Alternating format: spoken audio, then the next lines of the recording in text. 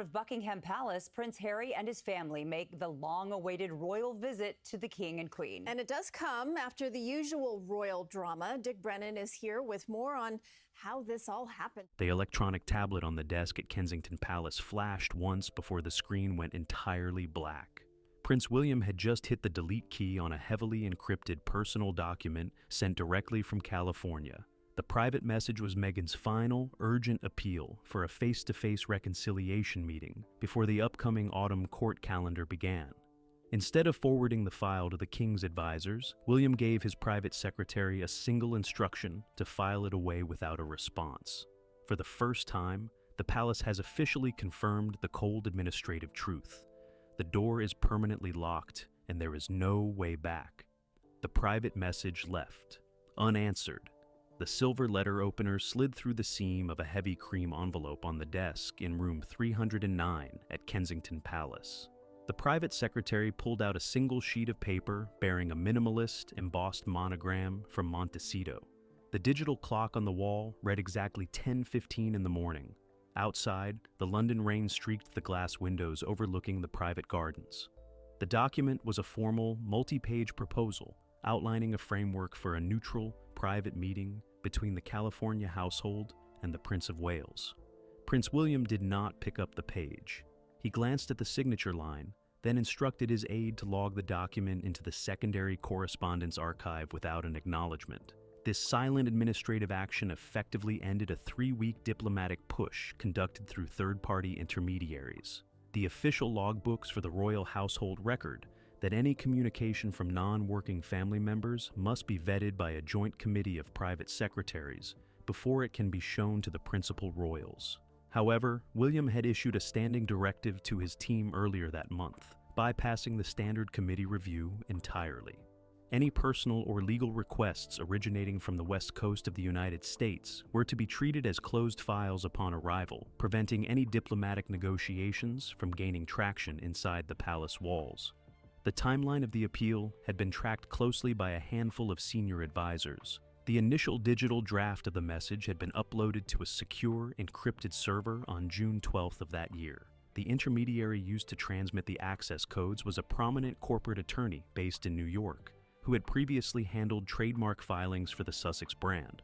The lawyer had attempted to deliver the digital link directly to the personal email account of the King's private secretary. Instead, the security system at Buckingham Palace automatically flagged the inbound transmission, diverting the file to an isolated quarantine folder maintained by the digital security team. The routing of the message revealed a clear tactical choice by Meghan. She had deliberately bypassed the King's office, choosing instead to target William's inner circle directly. Her advisors knew that King Charles had historically shown a willingness to maintain open phone lines for family matters. William, however, had spent the winter tightening the administrative boundaries surrounding his household's public strategy. By attempting to force a direct response from the heir to the throne, the California team hoped to bypass the traditional court gatekeepers who had blocked their previous requests for a formal summit. The mystery centered on why the appeal was formatted as an urgent, time-sensitive legal proposal rather than a standard family letter. The document contained a specific deadline requesting a formal response within 14 business days, citing upcoming international commercial contracts that required a clear statement on the family's public status. A junior researcher in the palace registry discovered that the text contained several highly specific references to a revised copyright agreement concerning archival video footage from the 2018 royal wedding. This structural detail introduced a new layer of tension to the situation. The referenced wedding footage was part of the National Broadcasting Archive, which is legally managed under a joint copyright agreement between the palace and the main British networks. The California team wanted a formal waiver, allowing them to use the high-definition footage in a new commercial streaming project without paying the standard licensing fees to the Royal Collection Trust. The personal appeal for reconciliation was fundamentally tied to a commercial necessity, a fact that William's legal team identified within minutes of scanning the text. The linking of family reconciliation with a commercial contract validation crossed a definitive line for the Prince of Wales. He viewed the document as proof that the private relationship was still being treated as an asset for external business ventures. He instructed his lead legal counsel to draft a formal one-line internal memo confirming that the Royal Collection Trust would not grant any licensing waivers for commercial media projects originating outside the United Kingdom. The memo was circulated to the major networks on Friday afternoon, effectively blocking the streaming project before it could be announced to the entertainment press. The immediate reaction from the media teams was a coordinated, absolute silence. The director of Royal Communications refused to answer direct inquiries from transatlantic entertainment reporters who had begun calling the press desk. He issued a strict no-comment directive to the entire staff, instructing them to ignore any social media rumors regarding an impending family summit. The palace wanted to ensure that the rejection remained a quiet, administrative reality, avoiding a public media war that could distract from William's upcoming autumn schedule of community charity tours. The strategy worked to contain the public narrative. Without a physical rejection letter or a leak from inside Kensington Palace, the international news agencies could not verify that the appeal had even been delivered. The story remained confined to the private offices, where the digital logs showed that the Montecito file had been moved to a permanently archived status. The door had not been slammed shut with a public statement. It had been quietly locked through the routine application of palace copyright regulations and security protocols. William left his office at noon, boarding a helicopter for a scheduled meeting with local government officials in Manchester. He did not discuss the Montecito letter during the flight, choosing instead to review the latest construction metrics for his regional housing initiatives. His strategy was entirely focused on building a modern, functional record of public service that did not rely on past family narratives. The personal appeals from the past were treated as irrelevant to the institutional goals he had established for the future of the crown. The internal trust within the administration had been reinforced by the swift handling of the situation. The senior staff knew exactly where the boundaries lay, and the clear execution of the directive showed that William's authority over his household was absolute. The palace had confirmed through its silent actions that there was no path back into the working structure of the monarchy for those who had chosen a different path. The administrative machinery moved forward, completely unyielding to the pressure of external appeals. The absolute line in the sand. The blue ink of a heavy fountain pen, dried on a stiff cardboard folder, labeled security clearance exemptions. William signed his name quickly at the bottom of the ledger sheet inside his office at Anmer Hall. The date was July 24th, 2026. The document before him lists 6 names of former palace protection officers who had recently applied to renew their official credentials for private international travel. One name had been heavily crossed out with 2 black lines. It belonged to a veteran security specialist who had recently flown to Los Angeles to consult for a private protection firm. This administrative detail carried significant institutional consequences. The official registry of the Metropolitan Police states that former royal protection officers must maintain a clean operational record to keep their advanced security clearances valid. By consulting for an independent commercial entity overseas, without the explicit permission of the Home Office, the specialist had violated the strict non-disclosure terms of his retirement contract. William's swift signature ensured that the consultant's access to the palace's encrypted communication network was revoked instantly, cutting off a potential source of internal, logistical information. The immediate result of the security freeze was a total communications block between the 2 teams. For months, the California team had been trying to secure a formal guarantee of state-funded protection for a proposed brief private visit to the United Kingdom later that year. They had argued that their status as high-profile public figures required an automatic Tier 1 security detail whenever they stepped onto British soil. William's firm handling of the protection logs signaled that the palace would not intervene to pressure the Independent Security Committee to grant special favors. A quiet mystery emerged regarding a series of internal emails flagged by the server at Clarence House on Wednesday evening. The messages showed that a junior staff member in the king's household had spent 3 days downloading the exact travel schedules and gate logistics for the upcoming royal week in Scotland. The downloads had occurred using an old, shared login code that had been assigned to the Sussex Royal Foundation before its formal dissolution. The person who had flagged the security breach was a senior digital analyst named Thomas. He had spent years managing the network security for the royal residences, ensuring that old employee accounts were systematically deactivated. He traced the download command back to an IP address located inside a private digital agency workspace in Santa Monica. The agency had been hired to manage the digital logistics for a commercial media project that was scheduled to begin filming in Europe during the autumn. This discovery changed the nature of the palace's defensive strategy entirely. It suggested that the California team was not just seeking a personal reconciliation meeting for family reasons. They were actively gathering internal palace scheduling data to ensure that their private filming schedules did not accidentally clash with major, pre-planned state events involving the King or the Prince of Wales. They needed to coordinate their public appearances to maximize media impact, a tactic that William viewed as a direct exploitation of institutional resources for private profit. William did not order a public announcement or a media briefing regarding the digital breach. Instead, he directed the palace technical team to implement a complete network reset across all royal households. Every legacy login code created before 2021 was permanently deleted from the main frame. The old digital pathways were blocked forever, ensuring that no historical access tokens could be used to view current internal calendars or staff movement records.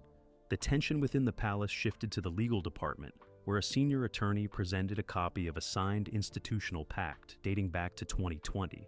The document, known informally as the Sandringham Agreement, outlined the precise conditions under which family members could pursue independent commercial careers overseas.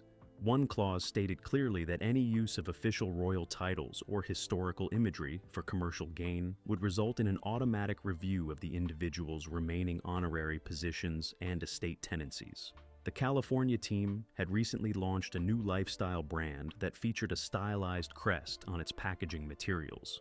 William's legal team argued that the design was a clear violation of the 2020 agreement, as the shape of the crest mimicked the traditional heraldic symbols reserved exclusively for working members of the monarchy. The prince instructed his trademark lawyers to file a formal observation with the International Patent Office, challenging the registration of the design on the grounds of institutional misrepresentation. This legal maneuver effectively blocked the commercial launch of the lifestyle brand in several key European markets. The International Patent Office put a temporary freeze on the application, requiring the California team to submit detailed historical evidence proving that their commercial logo did not infringe upon the crown's protected symbols. The economic impact of the delay was immediate, forcing the brand's distributors to pause production on thousands of units of consumer goods. The King's team at Buckingham Palace supported William's firm's stance on the trademark issue. Charles had realized that allowing independent commercial brands to use quasi-royal imagery would dilute the public authority of the institution. He gave his formal consent to the legal challenge, reinforcing the absolute boundary that his son had drawn in the sand. The two households were completely aligned on the principle that the symbols of the state could not be used to validate private business ventures. Meanwhile, the press corps outside the palace gates noticed a significant shift in the daily briefing protocols.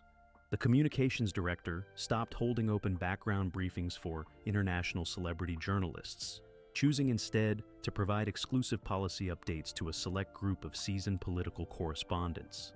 The change in strategy effectively locked out the entertainment media, ensuring that the public narrative remained focused entirely on the state functions of the monarchy rather than the ongoing family rift. The absolute line in the sand had been drawn not with anger, but with the quiet mechanical application of property laws and security regulations. William had proven that he would use every legal and administrative tool at his disposal to protect the boundaries of his future inheritance. He had successfully cut off the digital access, blocked the commercial trademark, and isolated the communication channels, leaving the California team with no viable path to leverage their royal connections for external ventures. The administrative machinery of the palace moved forward into the autumn schedule with total precision.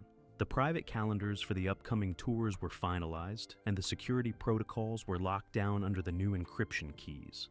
The door had been firmly shut, and the palace had made it clear that the rules of the institution would be enforced without exception, regardless of past personal relationships.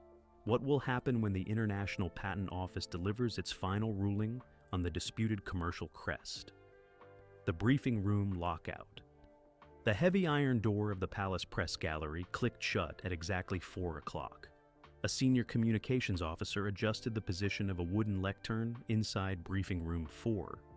On the long oak table sat 20 identical white folders containing the official autumn media schedule for the royal family.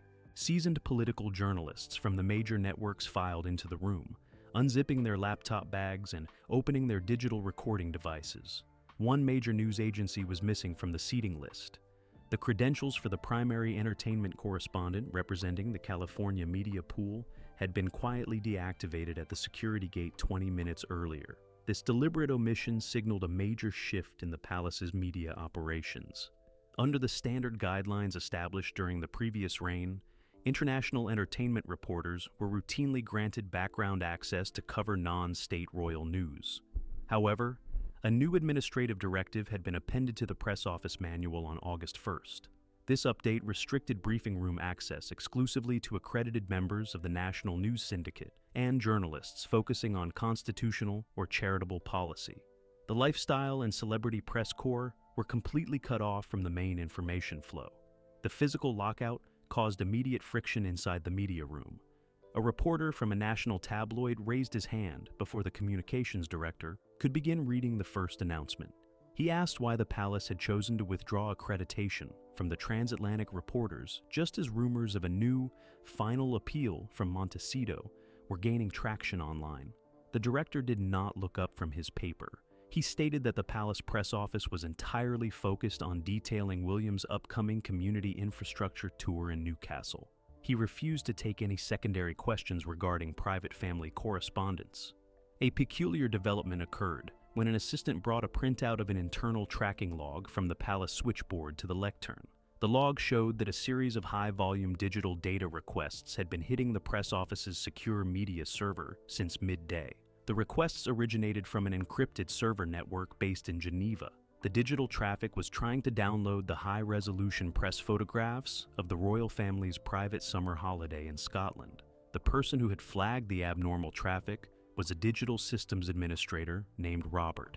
He noticed that the Geneva server was using an old authorized access token that had been originally issued to a media production company contracted by the Sussex household during their time as working royals. The company had been dissolved 3 years ago, but the specific digital token had somehow remained active in a secondary database managed by an external IT vendor in Croydon. This discovery introduced a direct conflict into the briefing room dynamics. It proved that while the palace was locking the front door against entertainment reporters, an external entity was still using legacy clearance codes to gather proprietary media assets through the back door. The downloaded images were highly valuable properties that could be used to illustrate unauthorized biographical projects or commercial video packages overseas. William's team viewed the ongoing data collection as a serious breach of intellectual property regulations. The communications director handled the situation by initiating a total media server freeze mid-briefing. He gave a quiet nod to the technical assistant sitting in the back corner of the room.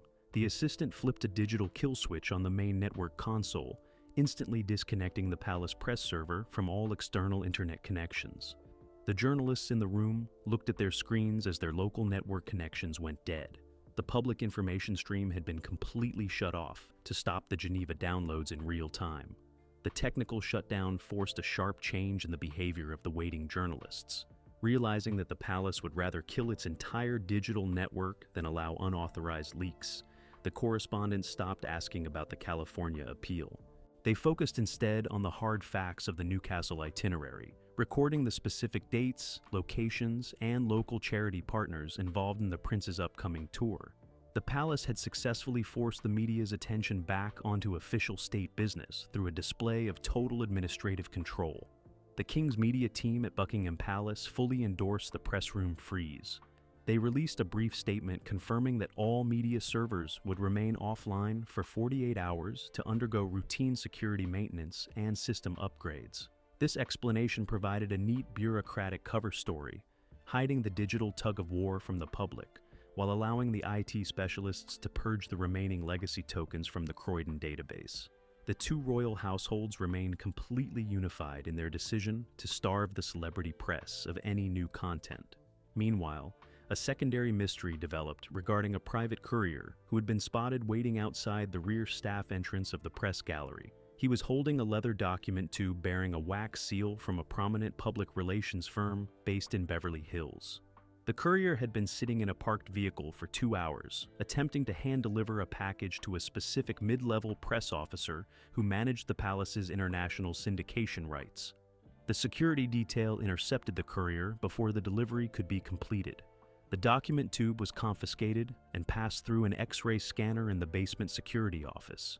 Inside, investigators found a pre-recorded video statement and a draft press release detailing a proposed joint humanitarian project involving a major global charity. The accompanying note requested that the palace press officer synchronize the release of the video with William's Newcastle tour to show a coordinated global effort. The discovery of the pre-recorded statement confirmed that the California team was still attempting to use the official royal calendar to lift the profile of their independent commercial ventures. By planning a competing media release to hit the networks at the exact same moment as the prince's tour, they hoped to force their way back into the mainstream news cycle. The palace's strict briefing room lockout had prevented the plan from succeeding, as the targeted press officer did not have the authority to accept external media packages without a clearance signature from the director. The incident ended without any public drama or leaks. The leather document tube was placed into a secure evidence locker, and the Beverly Hills firm was sent a formal, boilerplate legal notice reminding them of the strict regulations governing the use of royal schedules for external commercial purposes. The palace had successfully blocked the media ambush, proving that their updated defensive protocols were capable of neutralizing complex public relations campaigns before they could reach the public. William was informed of the press room lockdown during a project meeting in Nottingham. He expressed full support for the communications director's actions, stating that his household would continue to operate with a zero-tolerance policy toward any external attempt to disrupt the official state calendar. He was entirely focused on ensuring that his public work remained clear of past family narratives, establishing a distinct line between the duties of the crown and the commercial activities of those living abroad. The briefing room doors reopened at 5 o'clock. The journalists filing out into the courtyard with their printed folders. The digital servers remained dark, but the message to the media landscape was unmistakable. The palace had permanently changed the rules of engagement, eliminating the old pathways of access and locking out the celebrity press corps entirely. The administrative machinery moved forward into the winter with absolute precision, completely unyielding to external pressure. The reality of two separate worlds. The physical manifest for the King's official state tour of New Zealand lay open on a metal desk in the basement logistics office at Buckingham Palace. A clerk stamped the top of the route with a red ink block that read, "Classified transit only, local." The document outlined a rigorous 12-day schedule focusing heavily on agricultural trade and traditional governance structures. Not a single day of the tour had been synchronized with the independent travel schedules being published by commercial media agencies in Los Angeles. The two paths were structurally designed to never cross.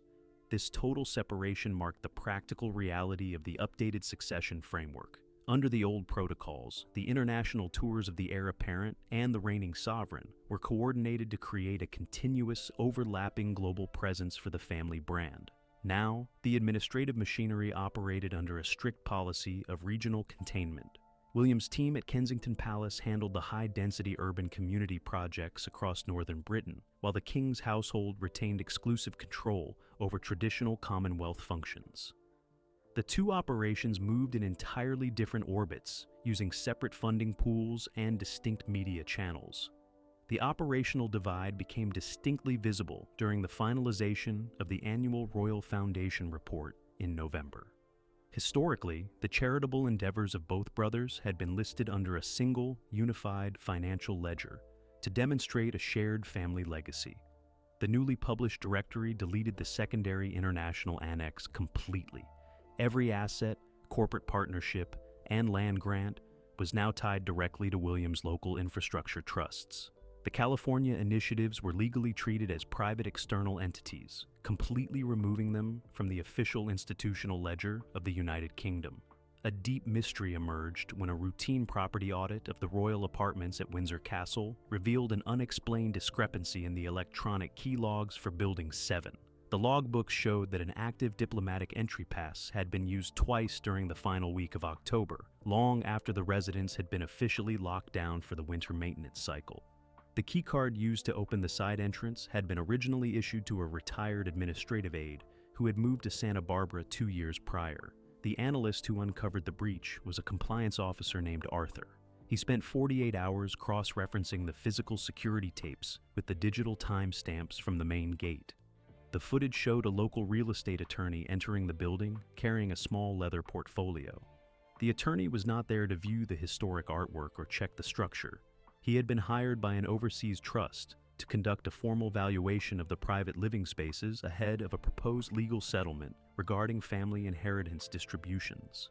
This discovery changed the nature of the palace's internal defensive measures. It proved that while William was locking down the public media channels, the California team was still utilizing old domestic loopholes to gather legal valuations of physical estate assets. They were preparing a comprehensive financial claim regarding the division of personal property accumulated during the previous reign, attempting to secure a permanent financial stake in the family's UK real estate holdings before William assumed full control of the Crown estates. William handled the property dispute with immediate administrative finality. He did not engage in private legal negotiations or respond to the valuation report. Instead, he requested a formal meeting of the Crown Estate Commissioners at their main office in central London. He presented the gate footage and the unauthorized key logs, requesting an immediate reclassification of all residential units within the Windsor perimeter. By moving the buildings into a higher tier of national security protection, he placed the properties under the direct jurisdiction of the Home Office, making it a federal offense for any private attorney to access the grounds without a warrant signed by the Home Secretary. This legal counter-move permanently blocked the property claim before it could reach an evaluation hearing. The International Trust in California was notified on Friday morning that their valuation documents were legally invalid under the updated National Security Act. The local attorney was barred from requesting further entry passes, and the legacy keycard was permanently deactivated at the Central Police Console. The palace had successfully used the strict application of state security laws to neutralize a complex private property dispute, protecting the physical boundaries of the inheritance without a single public statement. The institutional finality of the decision was fully supported by the Prime Minister's office. The government recognized that allowing private external trusts to dispute the ownership of historic Crown properties would set a dangerous legal precedent that could threaten the financial structure of the state. The Cabinet Office issued a brief, boilerplate circular to the Land Registry, confirming that all residential spaces within the royal perimeters were held in an indivisible state trust for the reigning monarch. The legal avenue had been completely closed, leaving the California household with no remaining leverage to claim a physical footprint in Britain. Meanwhile, the daily work of the two working courts moved forward without a single reference to the legal standoff. William spent the weekend reviewing the architectural plans for a new community medical center in Liverpool, his public schedule completely filled with modern state duties that left no room for past personal grievances. His strategy had achieved its ultimate objective. He had reduced a highly publicized family conflict into a series of routine, mechanical administrative rejections. The personal narratives that had dominated the media landscape for years were rendered completely powerless against the unyielding application of property law and state protocol. The final doors had been shut, the network encryption keys had been completely overhauled, and the operational boundaries between the two worlds were permanently fixed. The palace had confirmed through its silent, precise choreography that the institution would move into the future under a strict dual court system that protected the core authority of the Crown at all costs. The transition was complete, the rules had been enforced, and the machinery of the modern monarchy moved forward into the winter with absolute precision. The final institutional verdict. The final administrative adjustments were locked into the palace central computer system during the quiet hours of Friday evening. The electronic record showed that all remaining shared data channels between the London offices and the West Coast agencies had been permanently decommissioned. The long, complex transition of the monarchy's public relations structure was now complete, leaving no remaining avenues for informal family negotiation, joint media planning, or property disputes. The internal infrastructure of the state had adjusted to a permanent reality of two entirely separate worlds. William's legal and communications teams had successfully established a total defensive perimeter around the current royal calendar. By blocking the trademark applications, cutting off the legacy digital access tokens, implementing a strict press gallery lockout, and applying national security status to the historic residential estates, they had systematically neutralized every strategy deployed by the California household. The decision was not driven by anger or personal animosity, but by the practical, cold necessity of protecting the long-term integrity of the future crown. The king signed the final administrative decree at Sandringham before the weekend began. The document formally recognized the separate operational frameworks of the two families, marking the absolute end of the turbulent transition period that had begun years earlier. The public facade of family unity was officially replaced by an unyielding institutional finality. The door was locked, the keys had been updated, and the palace had confirmed through its silent, precise choreography that the rules of the institution would be enforced without exception, regardless of past personal relationships. What do you think about Prince William's definitive choice to implement a total administrative and security lockout against the California household? Did he make the right call to protect the long-term integrity of his future crown? Or should the palace have maintained an open channel for personal family reconciliation? Share your thoughts in the comments below. Make sure to hit that subscribe button and turn on your notifications so you never miss another deep dive into high-stakes royal history and modern drama.